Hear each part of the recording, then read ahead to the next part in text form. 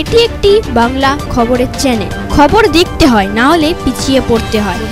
সঠিক খবর দেখার জন্য আপনারা এখন দেখছেন খবর 48 ঘন্টা। শনিবার বিকালে একটু বৃষ্টি হওয়াতে বারুইপুর পৌরসভা 3 নম্বর ওয়ার্ডে গলিতে গলিতে জলমগ্ন হয়ে আছে। সাধারণ মানুষ যাতায়াতে খুবই সমস্যার মধ্যে পড়েছে।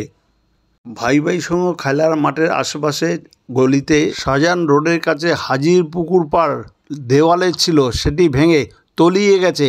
এমনকি পুকুরের সিঁড়িও জলে তলিয়ে গেছে। সাধারণ মানুষ সেখান দিয়ে যাতায়াত করতে পারছে না। সেই চিত্রই আপনারা দেখছেন একমাত্র খবর 48 ঘন্টার পর্দায়।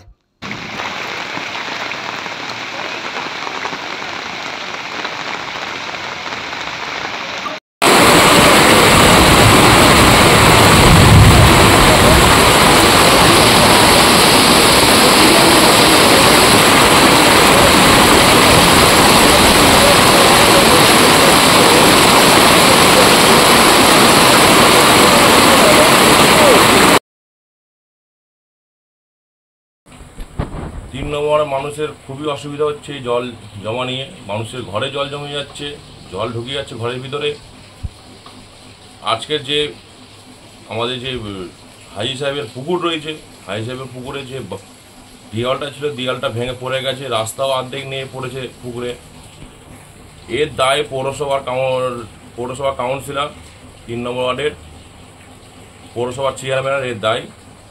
মানুষ আর কত ভুগবে 3 নম্বর ওয়ার্ডের, এটা আমরা জানতে চাইছি।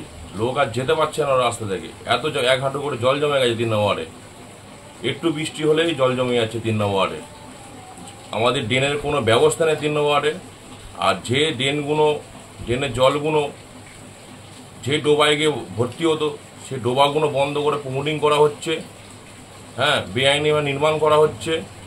হ্যাঁ, কদিন আগে আমরা মিডিয়া দেখেছিলাম 3 নম্বর ওয়ার্ডের যে পুকুর বুঝিয়ে হালিমা হোটেল রেস্তোরাঁ করা হয়েছে। এরকম অনেক দুর্নীতি করায় 3 নম্বরে, যার ফল এইটুকুনি বৃষ্টি হলে 3 নম্বরে জল জমে যাচ্ছে। আমরা এর বিচার চাইছি এবং পৌরসভাকে সাবধান করছি, মনকে সচেতন করছি মানুষদের যে আপনারা সচেতন হন আর পৌরসভার বিরুদ্ধে আপনারা মাঠে লাগুন। আমরা ভারতীয় জনতা পার্টিতে মাঠে লাভছি, এর এক বিরুদ্ধে একটা মাঠে লাভতে সবারই হবে। ধন্যবাদ। আমি মুকাদ্দাস সর্দার।